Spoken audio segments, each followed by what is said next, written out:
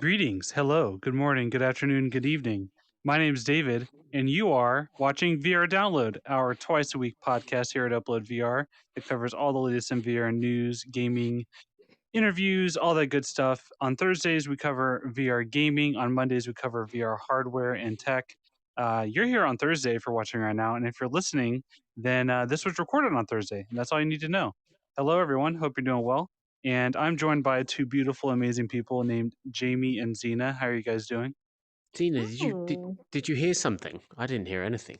I just heard the wind blowing on by. It's weird. For those unaware, no one in the host seat. There is one professional person on this podcast, and there are two extremely immature people on this podcast. I am the former, so I can just carry the show by myself if that's what we need to do. I can just ignore them. Hang on a minute. True.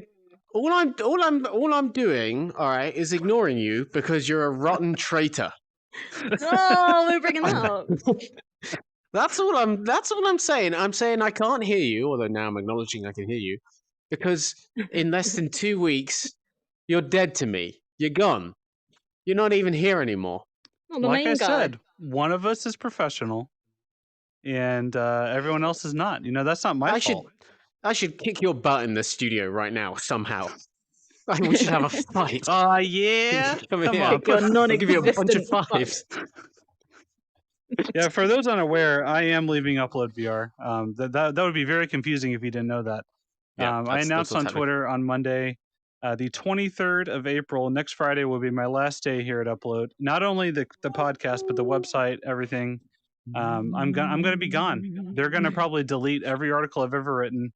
Oh yeah. I'm assuming it'll be very, very, very ugly and dramatic because Ian is, he's pretty broken up about it. I'm pretty sure he's been crying ever since. So I'm gonna change your Asgard's Wrath review to my name, and I'm gonna give it 1 out of 5. That would be hilarious. I would like to actually do that, but I get in trouble, so I won't. But yeah, thank you for all of the support and love over the past 5 years that I've been here. I'll do a proper farewell next week on my actual last show. Oh, No, will you? A proper farewell. I will. A good send off, if you will. I still have the launch codes. I can host a solo stream if I need to. That's true. We should consider that. It'll be fine next week. It'll be lovely. It will go. It will be quite lovely. Without a hitch. Anyway, we're all very sad that you're going, David. But we'll get into that next week. No, I'm not. I'm very excited. No, this is the whole professional thing. See, you're not the professional. We're very sad. What is a word that someone like Nate Mitchell would use in a I'm leaving Facebook post? I'm really excited to say goodbye to you. That's my most PR answer I could think. Yeah. Quick shout out while we're not on the topic. Quick shout out to all of our YouTube members that pay money to listen to us talk about random crap.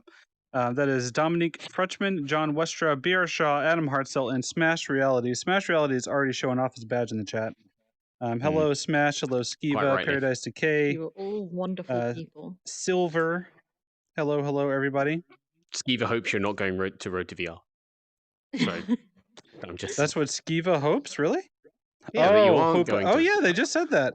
Yeah. I can confirm I am not. I'm not announcing where I'm going yet, but I am leaving journalism. But I'm not leaving VR. Ooh, Woof. Mystery. He's leaving this planet, though.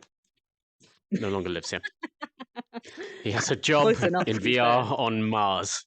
Just upload my consciousness. See, I'm the true uploader out of everybody. You're really the trailblazer here. Yeah. You're actually just going to the Amazon show. That's where he's going. He's actually staying at Upload. New co-star, yeah. Second season. Quick housekeeping items before we get into the news. Quick reminder that VR Roulette is back, baby. Here on YouTube. Yeah. YouTube.com/uploadvr. I think that's the actual URL, isn't it? I think it is. Yeah, I think so.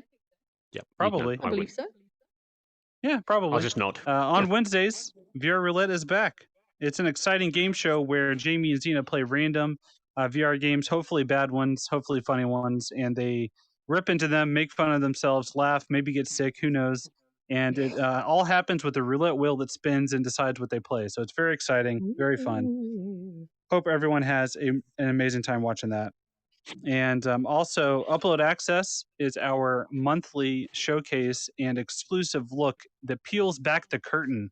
It reveals hidden details on upcoming VR games. Last Lovely. month was Wraith the Oblivion Afterlife. This month is Mask Maker. So make sure you check out uploadvr.com and our YouTube for all the latest on our Upload Access games. The first news of the day is continuing with our theme of sadness and things dying.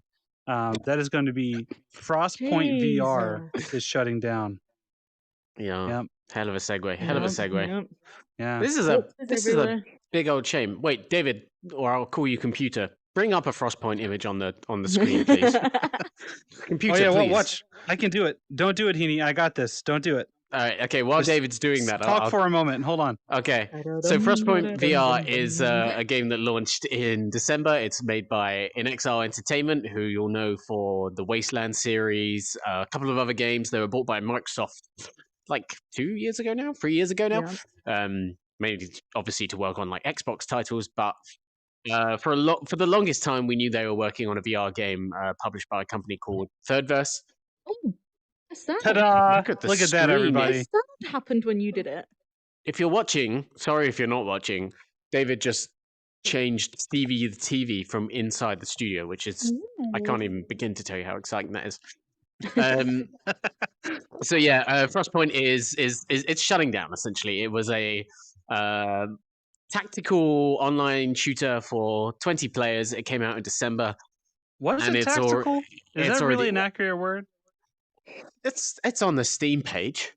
Oh, okay. That's what they say. It was Okay. kind of. I actually thought. I mean, we can get into this, but I actually thought tactical was one of the things that actually did sort of live up to, because the maps had like kind of very deliberate design for like pathways that you could like flank enemies on and stuff. And big holes, right? Oh, okay. And big holes. Okay. But I mean, the only problem was that the rest of the game was just not very, very good. And I said in my review on launch day on December 1st that, you know, I was already struggling to find games that were even half full, so 10 players, which is not what you really want to see on launch day. And it's a big shame. Giovanni has a true dagger to the heart comment here. Frostpoint dead? Was it ever alive? Yeah, that's so Oh. harsh. That's so true, though. Just It's like such on a South shame. Park, what's the quote? How can one kill that which has no life? I mean, the really sad thing about it was, you remember when InXile released The Mage's Tale, which is a really, really good VR dungeon crawler release. Very good, like very good. Yeah, in like 2017, I think it came out. Then they got the funding to work on what they called, like, it was like a AAA open world survival game for VR, is what they called it, wasn't it, at the time?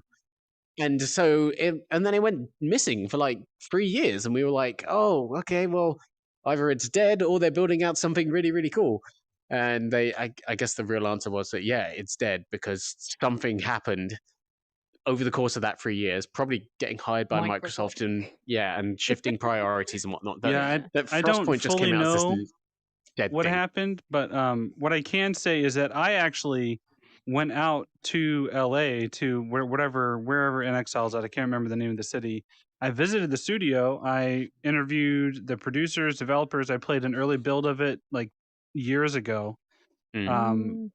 It's not what I played, and what I interviewed them about is not what released. It's basically an entirely different game. Such a They shame. had really cool concept art as well, didn't they? Like the aliens looked so gnarly and like.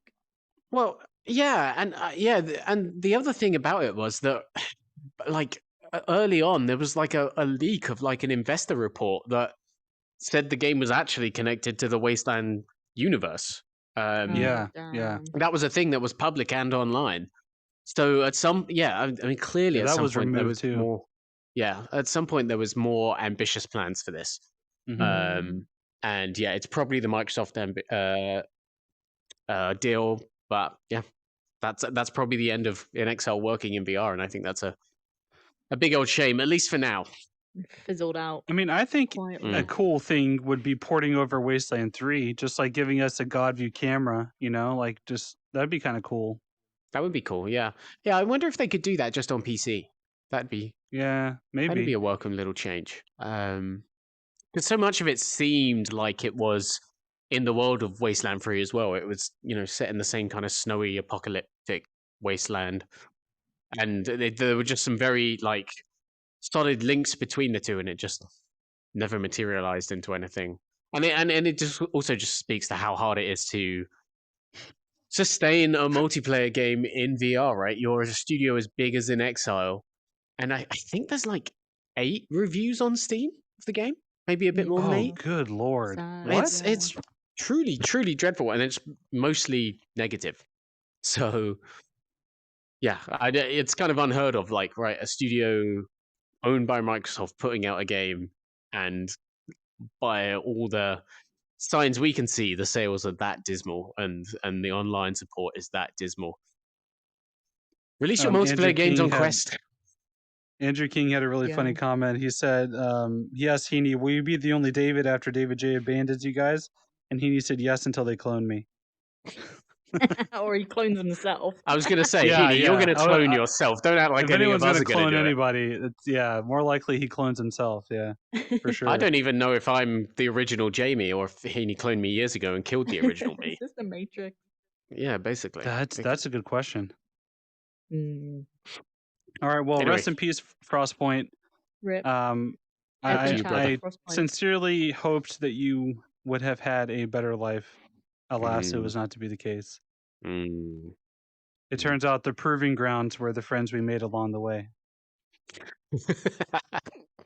Moment of silence. Yeah, pour one Anyway, out. what's Pour next? one out. Next on the agenda is some exciting new news. Something that is something to look forward to rather than depressingly look back on. That is the Oculus Gaming Showcase. Oh. Just tread carefully. You guys are getting awfully close to the Upload VR E3 showcase with that kind of naming Back convention off. here. So Back I off, think Zuck. we need to have a conversation of some kind. If Zuck, if you want to come on the show, we can talk about not infringing on our territory. But that's another topic for another day. On April 21st at 3 p.m. Pacific, there will be a bunch of exclusive first looks at some upcoming VR games. I say exclusive first looks. All the games we know about so far are not new games. So I don't know if they're going to That's announce true. anything, but they've confirmed that they'll be showing Lone Echo 2, Pistol Whip, Star Wars, Galaxy's Edge Part 2, which I guess technically that's a new game. Walking Dead, Kind of. I said Pistol Whip, Fast Travel and Vertigo will be there. So, I mean, it seems like there can be some interesting stuff. What do you guys think? Meat Smoking Sim 1. Oh, right. Okay. For Sorry, a second there, I was like, started deep like down. what? What did you just say? Leave. It sounds great. They're just kind of collecting together all their announcements, which is finally it seems like Facebook and Oculus have got a kind of attack plan on marketing around their games, which is something we've particularly struggled with on kind of understanding on that front. Yeah, that's a great point. That's kind of what I wanted to get into too. It amazes me it's taken it this long for it to happen. Oculus has been around as a gaming company for so long now.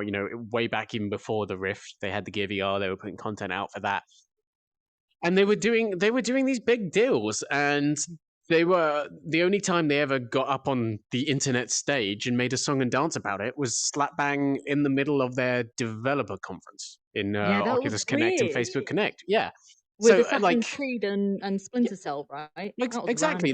So last year they had this really cool little conference where they announced Quest 2. They did all their usual platform updates and whatnot, and then it got to the gaming aspect of it, and it was kind of just going from one dev to the next, just saying what they were going to bring to the Quest 2. There was no showmanship around it, no no pizzazz, and that extended to the Ubisoft things where they just said, yeah, these Assassin's Creed and Splinter Cell games are coming. Here's a piece of artwork. And it was like you realize how much more you could have like nailed this announcement and had like the world covering it for you, right? Like you could have pushed this so much further if you just done your own dedicated thing. And this sounds like they could finally do that. I mean, some of the games on here are games we've wanted to know about for a while. Lone Echo 2 has been away for so long, so it's great to see that it's not dead and it's finally coming back. What's going to be new with The Walking Dead now that we know it, now that it's come to all the platforms that it's on, and we've had one free update, so I'm looking forward to seeing what's there. Hopefully Vertigo, a story update of some kind, right? That's kind of what I would like. Yeah, that's what I'd like as well. I was kind of expecting more post-launch content out of them by this point, but at the same time, they've handled a lot of that porting in-house, and that's why I think it's in-house anyway. I could be wrong, but that's why they've done such a good job on like the Quest version and everything, I think. And so if it was more important for them to get the game onto Quest than it was to rush out the next 2 or 3 updates, and I'm really looking forward to seeing what they have next. Vertigo's what are they doing? I struggled with this last week. After the Fall. After the Fall. Yeah, they did like a little emoticon with like a chili dude on Twitter, so you have to assume that they're talking about After the Fall, which is again cool. I thought you meant like hot chili, and I was like, oh, no, interesting. It's actually a cooking game now. No, so I'm looking forward to that as well. I think there could be some really, really cool announcements here. It'll be good to see. It'll be interesting to see if they find their groove, because I think as all of us as gaming fans love to watch Nintendo Directs and Sony State of Plays, but I think we'd all agree Sony's never really got the State of Play thing down. It's never been super exciting for them, whereas Nintendo finds it pretty easy to knock Directs out of the park, and I'll be interested to see where this lands, I think. I want to call out a couple of interesting comments here. Skiva has fingers crossed for co-op in Saints and Sinners. I think that'd be amazing, but you can check uploadvr.com for an interview I did a couple months ago where I think it was the lead designer or producer didn't say they will never have co-op in the game, but he essentially kind of said that they would love to do that in a future project. I don't think multiplayer's on the table for this one. I think that was something they workshopped at the beginning of development and decided it wasn't in scope for the project. But based on how successful the game has been, I'm imagining they have the funding to pull off, co-op and whatever they do next, hopefully. And hopefully it's another zombie game of some kind. But I'm not saying it won't happen, but I'm saying it's probably not going to happen. It would be amazing, though. And Giovanni brought up a good point. What do you guys think about the fact that this is not even going to be screened in venues? Is it not? Oh man. Yeah, that's. At least they haven't announced that yet. Maybe the event just isn't live on Oculus for you to subscribe to yet, but they're planning it. Maybe, I don't know. Maybe. What were you going to say, Z? They seem to keep missing tricks, and to be honest, I'm expecting this to be a bit, kind of stiff. They do a good tech showcase. But like, for example, when they did the whole Quest 2 stuff and then they announced games, there was no one, actually kind of gamey, no one with that kind of personality on screen. So I wonder how they're gonna create this kind of persona. They need to get Reggie Fils-Aimé from whatever his job is now. Not he was at Nintendo. GameStop, but I think he left, didn't he? Okay, well, maybe that's what he's doing. Maybe he's preparing his body inside the Oculus Quest 2. Imagine Ruben and Reggie on stage together. The ultimate bromance. That would just be incredible. Very exciting. That would be really, really cool. They could take turns lifting each other. Get Jason Rubin back. You're right. That's what I want to see. Yeah, now his new job is he is VP of Play at Facebook Gaming. I think he's in charge of like the Farmville stuff. Yeah, weird. I saw his beard on that stream the other day. Yeah, beard. It's so bizarre. Jason, if you're watching, I'm not sure about the beard. Like, maybe it's not my place to say, but all right, babyface. I think the last VR thing we saw him do was back at Oculus Connect. What was it, 6 or whatever? Whatever the 2019 one was, or 2018. I can't remember, but he He When he was in a announced Respawn. video. Oh, okay, yeah. Yeah. He was. His face popped up as a projector hologram inside of Sports Scramble, and he gave you the tutorial for that. That was back before the Quest launched, and I think that was the last VR thing he was part of. I could be wrong, but Miss him. Great man.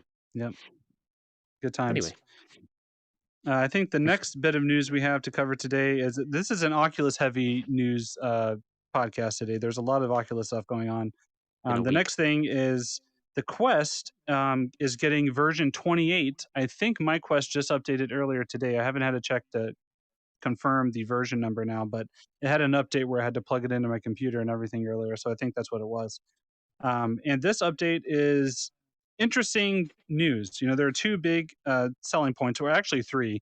There's Infinite Office is getting expanded now, so you can have a wireless keyboard. I think that Logitech K830 is the only one supported right now on Quest, but it's a Bluetooth keyboard, and you can set it down on a table. You can type on it, and it'll, you can actually connect your computer and everything that way. Oculus is getting Air Link on Quest 2, where you can connect your Quest to your PC wirelessly, which is basically a virtual desktop. We'll have more on that in a second. And also 120 hertz support, which is just really crazy and surprising because the Quest 2 launched to 72 and then got 90 and now has 120 hertz. So it's only been how many months? Like 6-7 months since it came out. It's already gotten these crazy updates. So yeah, I guess we'll start there. 120 hertz. That's the easiest news to talk about first. What do you guys think about that? Yeah, I mean, it's great, right? It's like you say, it's crazy. I was never expecting this to really happen. When Quest 2 launched, everyone was making the big song and dance about 90 hertz, which seemed like a really, really good step up from the first Quest. Yeah. I mean, the thing to focus on here is that 120 hertz support is not going to be coming to every game. You will probably not see it in. Well, you almost certainly won't see it in The Walking Dead or anything that's much heavier technically.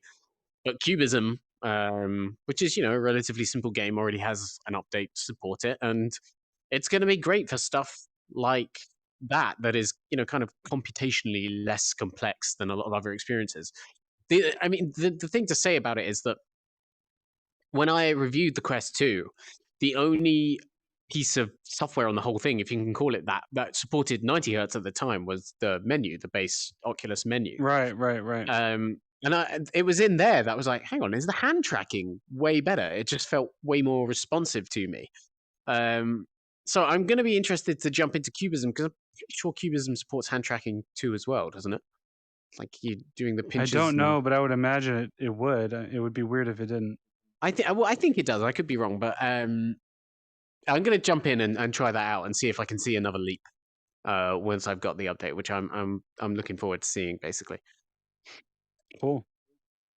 They're definitely pumping it full of roids, aren't they? Like they are trying to they're trying to pump it up to challenge PC VR, right? Well, not challenge it, but kind of join Quest in with it, right? And I think they're definitely taking good strides towards it with the death of the Rift, right? Yeah, they're closing the gap way faster than you were imagining they were going to, in that not necessarily that in terms of we're getting like the graphical fidelity of PC VR, but we are getting those features that we would only expect for PC VR, so 120 hertz, and then stuff you can't even do there, like hand tracking and everything like that. Yeah, it's becoming more capable. I think the interesting thing to me is, you have the Quest 1 and Quest 2 are very, very similar headsets still. But these updates are continuing to separate Quest 2 as its own platform more, which is exciting. And I'm not sure they're ever going to fully, segment them. But whatever the next Quest is, I think it's clear they're wanting that to be established as, a next actual platform, probably, is what it kind of feels like to me. Because if these kind of updates are coming to the Quest 2 for free, whatever the next Quest is, surely has to be even beyond that, so like what's coming next? That's the exciting thing to think about. And yeah, for sure. Evil Zuck laughing intensifies from the background. Like, yes, I'm taking over everything. I imagine while he's smoking meats, he laughs like Tidus in Final Fantasy X. The kind of the bird squawky laugh. That was a memory. I was better left as a memory. Oh, for God's sake. Anyway, the other exciting thing, um, exciting, interesting, controversial. You pick the term there, but AirLink is a new feature that the Quest 2 is getting, where you can connect wirelessly to your computer. So instead of Oculus Link through USB-C, it connects over the internet, over the air to your computer, which I assume has to be on the same network. Probably, I haven't looked into it or tried it or anything yet. 5G. The controversial thing about this is that just a couple weeks ago, Virtual Desktop was officially approved for the Quest Store. So this is Guy Godin, a guy that's been working on this app for years and years and years. Back before standalone launched, he had it on PC headsets. Virtual Desktop lets you do the same thing, wirelessly connect to your computer from your Quest and play PC VR content, access your desktop, etc. It sounds like AirLink is essentially trying to do the same thing, but make it a native feature on the Quest. Um, that's that's kind of controversial, right? I mean, they're essentially doing the same thing as an indie is already doing on the app that's charging, but they're going to do it for free. Yeah, well, when you put it like that, but it's nothing new for Facebook, is it? Like taking all these like additional little add-ons that indie developers were making and making it their own sort of thing, right? Yeah, this is one of those topics that kind of crosses between the two different podcasts we have. But like, Yeah, I I do sympathize with Guy and the people that have come before that have those apps that they feel Facebook has taken the ideas from, and they have. It's a tough one because these are kinds of features that I was kind of expecting Facebook to officially have at some point anyway. Right. Mm. I think the weight to Guy's argument is that it's come much sooner than Facebook were planning because of the work he did, and I think that's Yeah. a very it's the right thing to be saying because yeah, it's definitely true, and it's like we were saying, it's not the only time that it's happened on the Quest, but at the Hmm. same time, there's kind of an inevitability, is that the right whatever Anemone. about these things, like of course, Yeah. Facebook at some point was going to have an official fitness tracker on Quest. Of course, it was going to have that at some point. Of course, they were going to have official integration. But yes, that's meant a lot of trouble for people that wanted to work on Quest. Of course, Facebook was going to have streaming on one of these devices at some point. Of course, it was going to happen. It's just, yeah, right now in this early stage, it doesn't appear a very supported thing to the people that are, giving customers reasons to buy your headsets. So it's a really it's tricky definitely thing interesting. to balance. Yeah. And if you want to read more about it, you can read our article at uploadvr.com about AirLink. We have a quote from Guy Godin in there. And they'll be talking about this more on our Monday show, where we talk more Mm. about the tech and hardware aspects of VR. Ian and usually Kyle and or Heaney will be there on Monday. Um, I think we have a good segue here where someone in the chat has already asked, have we talked about the subscription services yet? That's the next news topic on our agenda is Oculus is going to be rolling out subscriptions for its content now on the Quest and on the Oculus platform in general, where you can subscribe to games for like a monthly fee, get perks and bonuses inside the game. The big ones that they've already revealed are Fit XR. I believe VZ Fit is another one that's Mhm. going to be included. Rec Room, called Rec Room Plus, and Tribe DJ.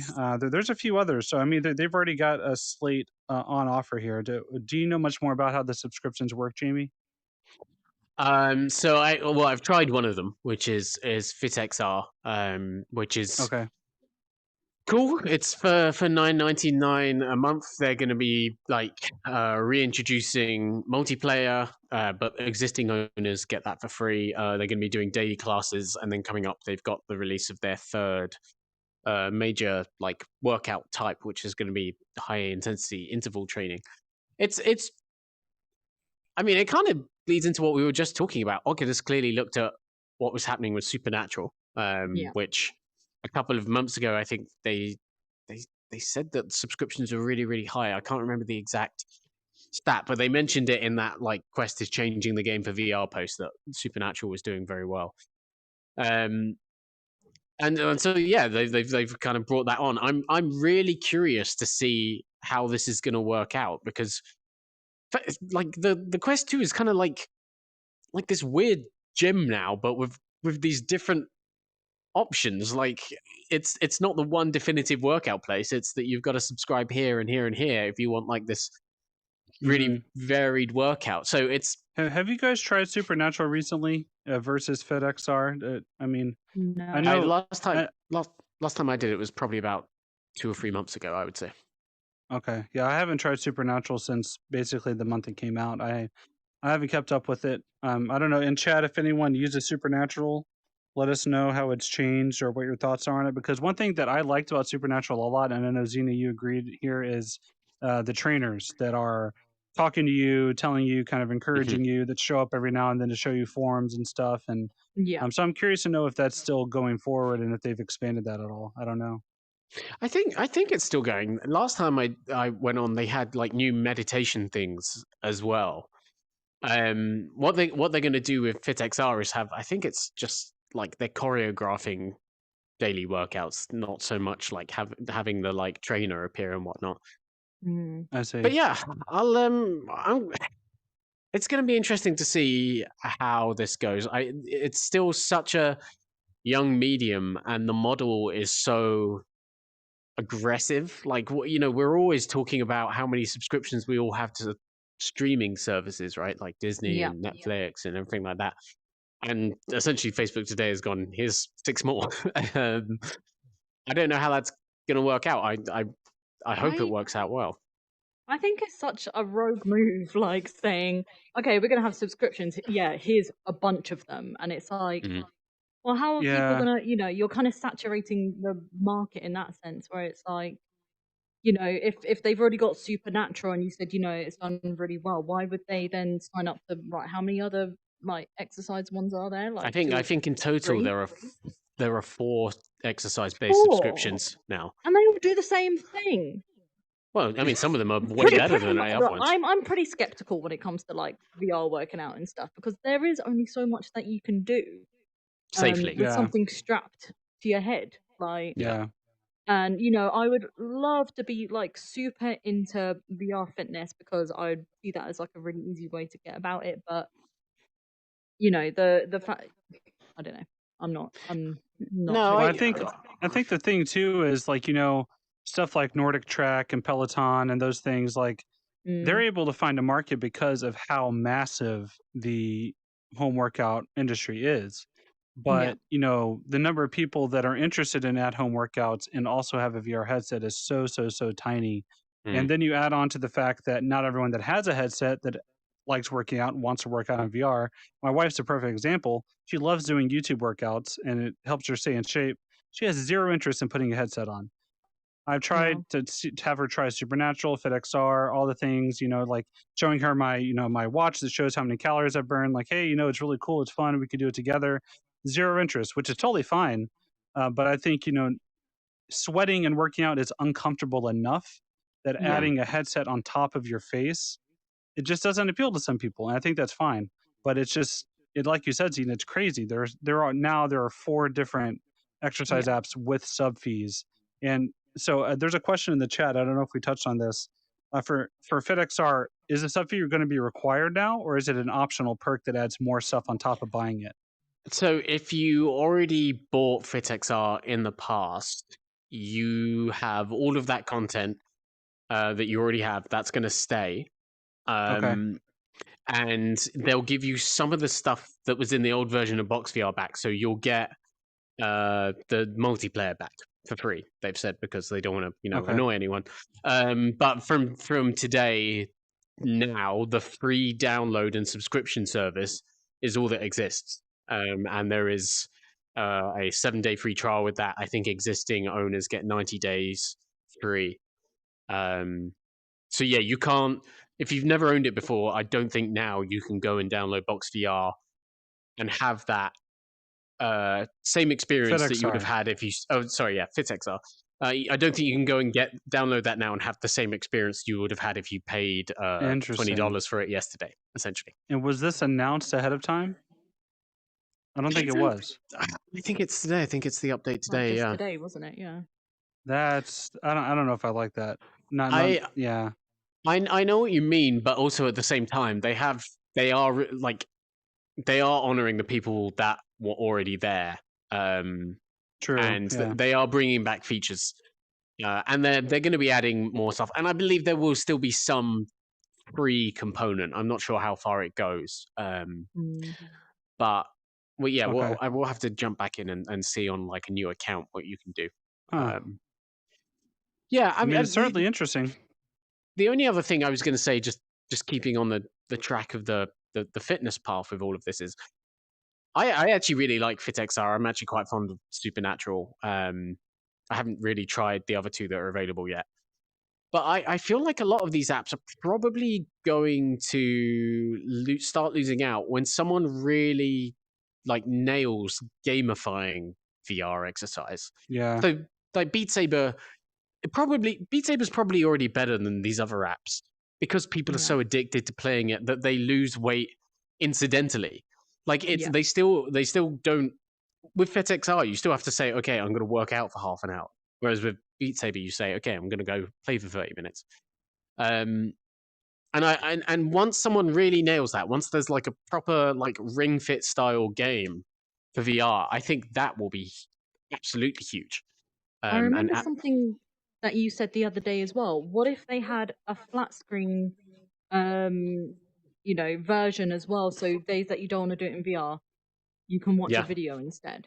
That would be amazing for like people who want to have a subscription, and it's actually quite flexible for people who are like, well, I don't really want to wear this on my face. My face kind of hurts from it. Let's just watch like a YouTube video. Yeah, there's a lot to do, right? Like they can keep adding value, and I'm sure some of them will get to a point where it's really, really good. And FitXR is also going to be half the price of Supernatural. I think it's going to be $10 a month, whereas Supernatural is 20. And I think that's going to give Supernatural like a serious run for its money. Yeah, it'll be interesting to see how they respond to that. But yeah, I'm looking forward to seeing how it progresses. It's an interesting new section of content and paying for content. Yeah, for sure. And I think it kind of lays the groundwork for other, more non fitness apps like Rec Room, for example, doing subscriptions. Well, what's included in Rec Room Plus exactly? Do you know? You get like 6,000 tokens, I think. Rec Room Plus isn't necessarily a new thing. I think it got announced like a year ago. It's just new on Quest, I think. But it's like 6,000 tokens, an exclusive item every month, and access to exclusive items in the shop, I think is what you get, or the store. Forgive me. Are they all about like $10 a month? I think they're around. Facebook didn't share the price of every single one, but we should definitely follow up and see what's what. Like one of them is Tribe XR, the DJ app. To me, that's like, what do you like? What possibly could you be doing? I don't know. You could be doing something so incredibly compelling. I'll sign up as soon as I read the press release. But right now, it's like, what possible features could you have that you want me to pay monthly for Tribe? But we'll find out. Yeah. Crazy. Yeah, I think Rec Room's interesting because, outside of VR, there are so many, digital world, metaverse, MMO style games with sub fees, and they give you lots of little perks and bonuses. And like, for example, Elder Scrolls Online, it's an MMO. I play it. I pay the optional sub fee for $15 a month because it gives me unlimited storage space for all my crafting stuff in the game. It gives me an XP bonus, so I level up faster, and it gives me a monthly stipend of in-game credit that you would normally have to pay money for, all just for $15 a month. So to me, it's worth it because I play the game. So for people that use Rec Room a lot, I'd imagine, or VR Chat, doesn't it have sort of like a premium version as well? Yeah, it does. Those communities, I'm sure. Plus. Yeah, I think those communities have probably been eager for something like that because I know whenever Rec Room first came out, that was the big question is how are they going to make money? And clearly the answer to that was launching outside of VR because, it's exploded on Xbox and mobile. So it's interesting. It's very, very interesting. I'm wondering if games like Zenith, that upcoming VR MMO, or Elysia, if any of them will experiment with premium subs as well, because that's kind of expected in an MMO. I think a lot of people expect it. So, or Orbis, which is already out, maybe it'll do a premium version of some kind. Yeah, it's interesting because you're kind of It's like we're resetting all the business models that and the cycles we've already been through in the traditional gaming industry, right? Like we went through that big phase of premium subscriptions for MMOs, then we went through this giant free to play era, and now, Yeah. like you said, we're kind of going back towards like these subscription models for the ones that can sustain it. We have the World of Warcraft stage right now. Me? Like, are we? Like, is VR at the World of Warcraft stage? No, I don't. Well, I don't know. Like, maybe, but I don't think so. I don't know. Okay. Yeah, there's a good point here. Smash Reality Sorry. brought up that Echo Arena and Population 1 have battle passes as well, which is kind of the same idea. So Yep. Yeah, that's yeah, very, we're very definitely true. getting there. I think it's. I mean, I think it's a good thing for the market overall that these games have enough users that they think that there is, like your user base has to be big enough that you think there's enough of a subset of them that want to pay a monthly fee for it to be worth potentially alienating those that don't. Yeah. Because there's like a give and take with it because you're going to turn away some people just by charging anything, which is kind of silly. Game developers have to make money, but some people scoff at not getting everything for free. So it's Yeah.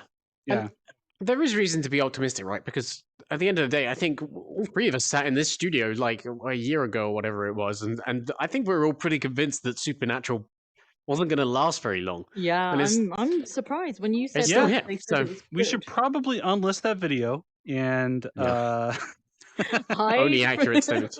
Don't If go we're in going, public for a while. if we're going by that, and we must erase any history where we've been factually incorrect. I need to get rid of my Twitter account very quickly. quick shout out to the chat people here. Thank you everyone for hanging out. D1360, Technical Glitch, Aria, Steven, Charlie, Giovanni, everybody. Someone has a good point here. D1360. I think the app you're thinking of, VZ Fit. It's the biking app that has a street view features, so you can go biking and like go around the world and stuff. Someone said they want World of Warcraft in VR. Aria, do I have news for you? You should check out Zenith, The Last City, and Elysia, Illysia, both Kickstarter MMOs coming to VR. I'm definitely looking to those. And yeah, so I mean, it sounds like the sentiment on Supernatural has certainly turned around. There's a lot of people in chat talking about how much they know people that use it. I have a friend, his wife I think she's a contractor at Supernatural. I don't think it's full time, but she is a choreographer. She makes the maps. Cool. Like That's she gets cool. paid to just make maps for different songs and stuff. So That's I mean, cool. they're definitely expanding, which is cool. Good for them. Like Cool. honestly, but yeah, Not for you. not for me. Looking forward to see how they grow and get better though, because I'd love to jump on.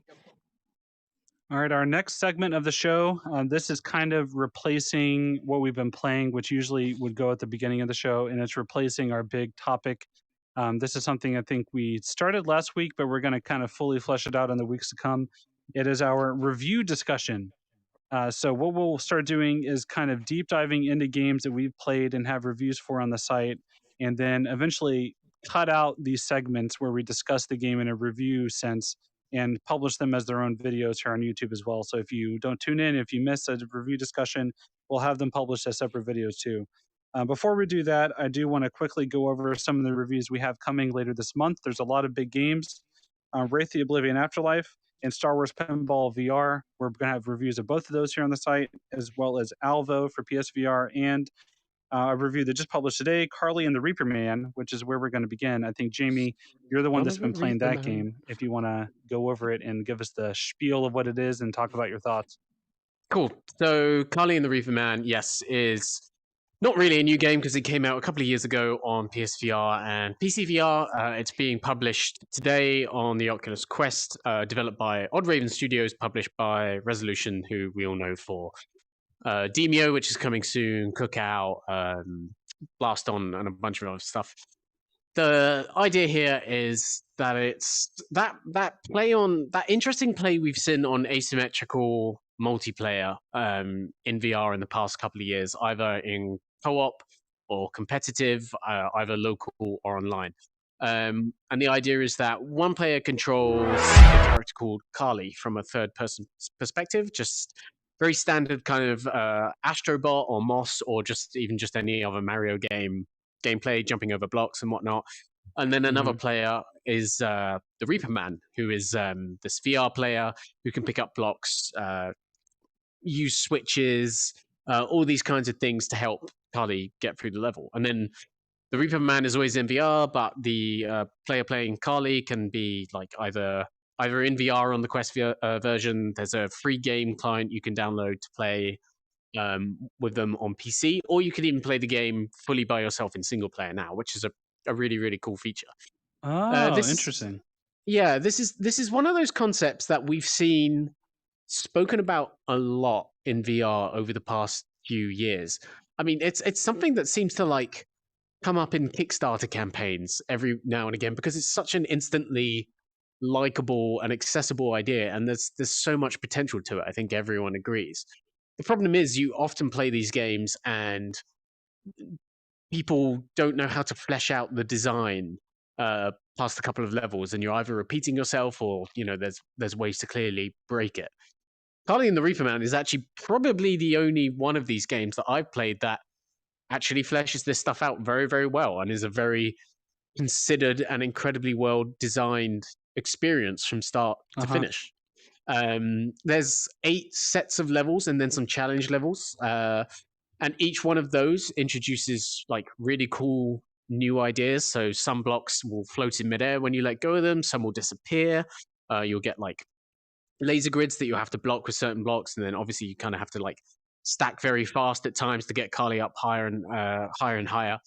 And it's always got a really good, interesting sense of invention and variety that you'd kind of expect in like like any normal console platformer, right? Like that's the heart of this genre, is that you want to be introducing new ideas and keeping each level fresh.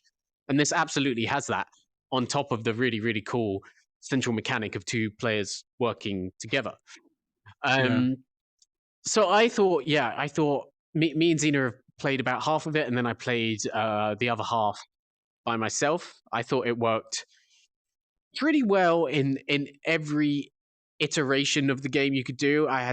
We had some real fun in levels like where there's a wall of death chasing you all the time, and you have Oh to yeah, run lots really of really screaming was had. yeah, and you have to get through the level really really quickly. Otherwise, yeah, you're going to have to restart it.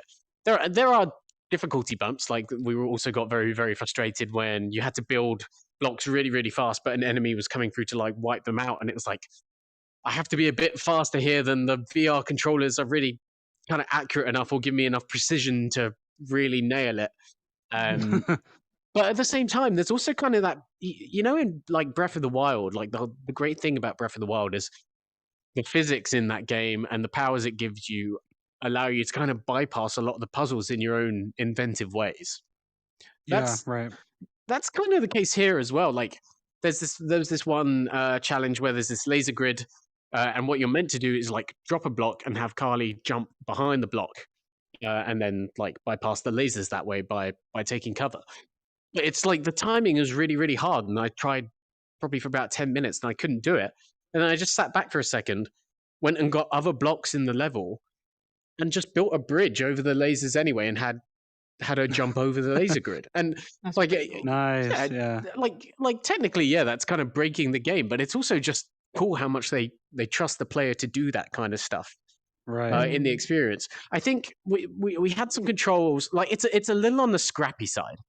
Yeah, definitely. Um, there's some bugs when you're controlling the Reaperman in terms of how Carly is portrayed. She kind of stutters Yeah. a bit around the screen. Both me and Xena had that experience on the different devices we played with.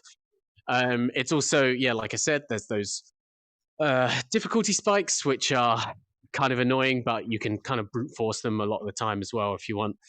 And then there's just lots of other little things about it. I know, like we played No, adjusting. the way to up game. Cool. Nice. That's very encouraging. Yeah.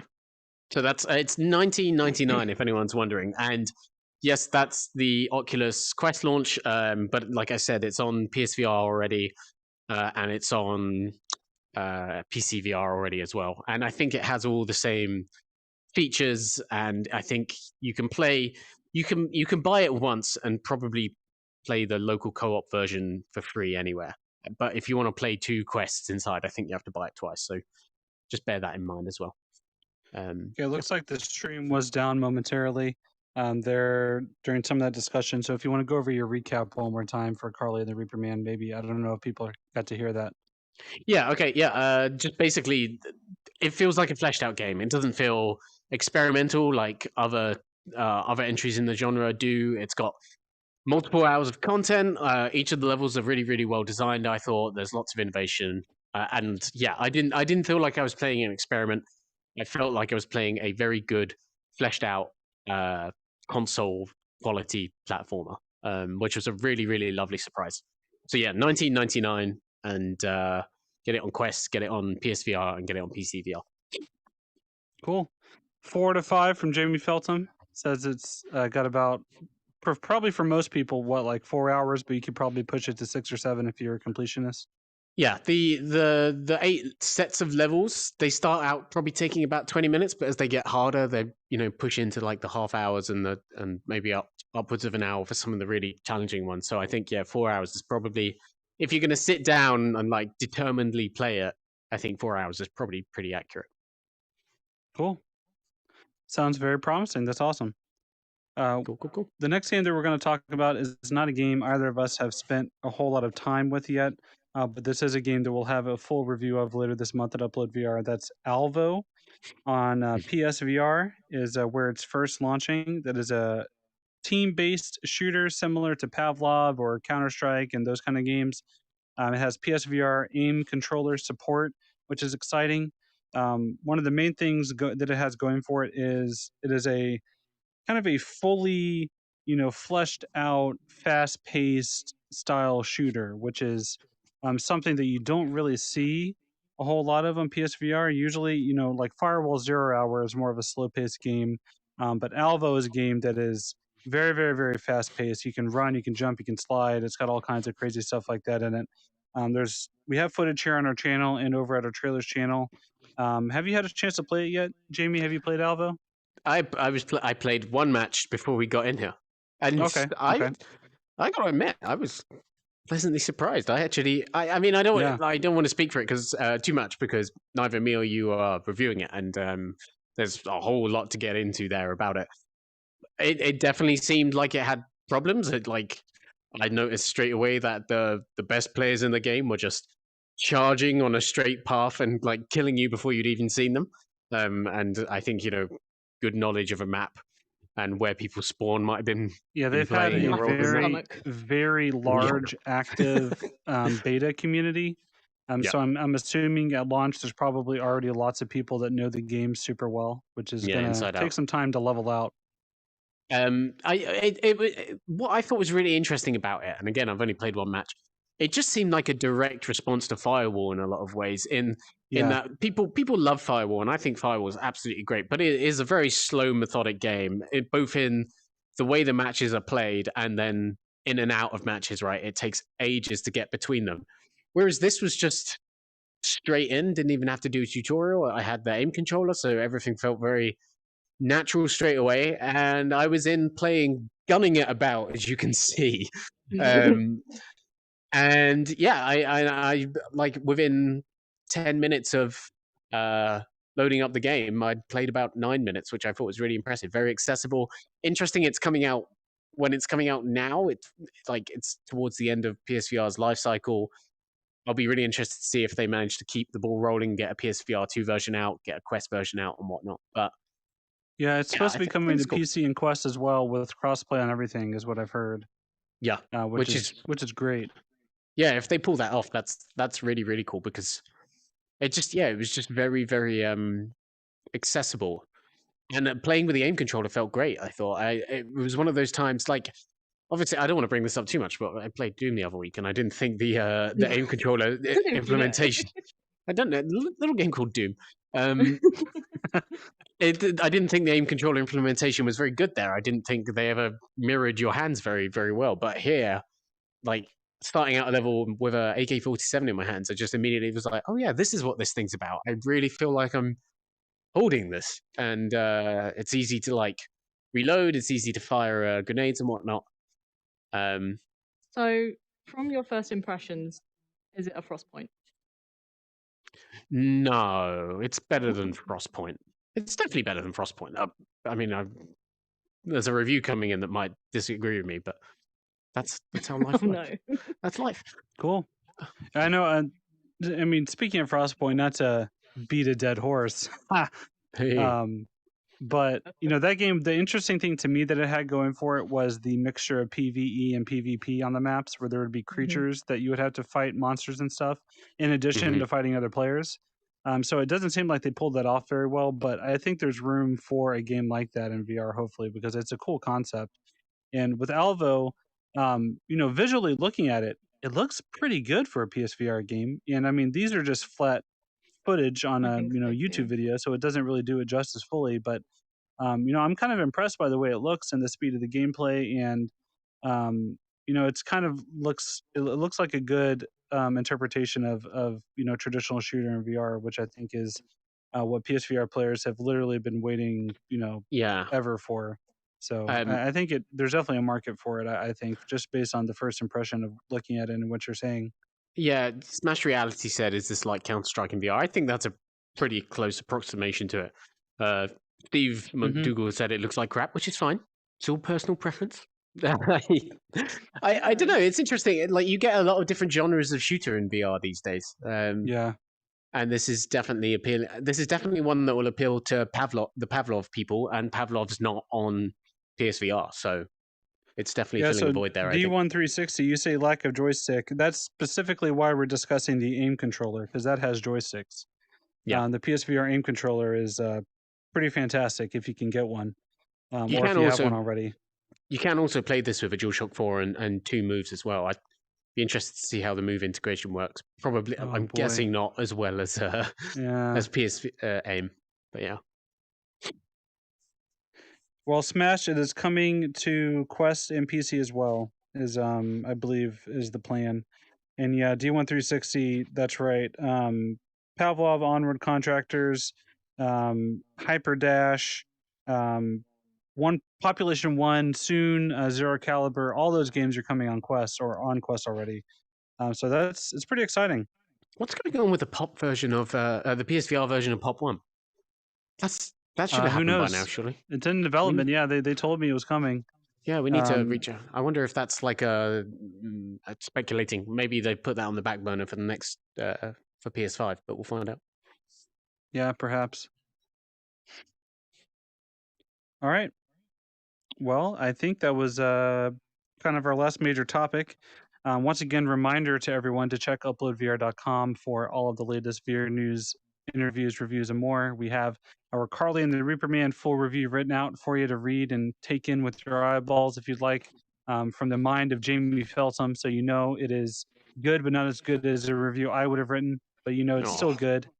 oh. Ignore Using your that power. noise you've. What are we gonna do without him? Just Yes, the many inferiorly written things. reviews. We can insult him Good without times. fear, About fear. without backlash. Scary Oh, man. without fear. I thought you meant about fear, the PlayStation 3 era horror shooter, and I was like, wow, that's specific, but okay. Did you work on that game? Well, that's an amazing game, to be fair. It's a good game. Always worth discussion. Blam Crotch, great name, says that Resident Evil 8 VR, the Resident Evil VR, the Resident Evil showcase, not the Resident Evil VR showcase. I know nothing. Is on tonight. That's on in what, like 3.5 hours? 3.5 hours? 3.5 hours. 3.5 hours. Yeah. It'll be interesting to see. We're definitely going to watch it. It'd be nice. I'm not Oh, crossing yeah. my fingers for Resident Evil 8 VR at this point. Certainly not at At launch. this point, it seems unlikely. Less than a month away from launch, they would have announced it by now. Yeah, you're right. They would have done that by now. So we'll see. Yeah. We'll watch that, and if there's any news to report, we'll tell you. Adam Hartzell, I don't know if you're being jokey right now, but yes, David is leaving Upload. Yes, that's right. Next week is my last show. I announced on Twitter and Facebook and LinkedIn for some reason. I posted there too. I don't know why. But yeah, I am leaving Upload. Next Friday is my last day. So next Thursday will be my last download show.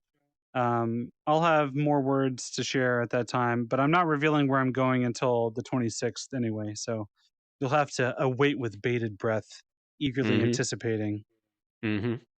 Yeah, Smash, I am abandoning upload. That is correct. That's a fair assessment. That's what I. Well, That's thank you, what I everybody. said. Thank you. That's, I hope you had a good time on the show today. Hope you had fun. Hope you learned something. I hope you found out about a game you didn't know about before, hopefully. And as always, check out uploadvr.com and tune in here to our YouTube channel. If you're listening on Spotify or somewhere else, check out the website and YouTube as well. We will see you guys again on Monday with our tech show, where we'll get really into the weeds of Oculus Air Link and all the other new features coming out in the tech world of VR. So thank you, everybody. Take care. See you in the future. lead good lives. Don't play Doom 3. I can't hear anything anymore, but goodbye!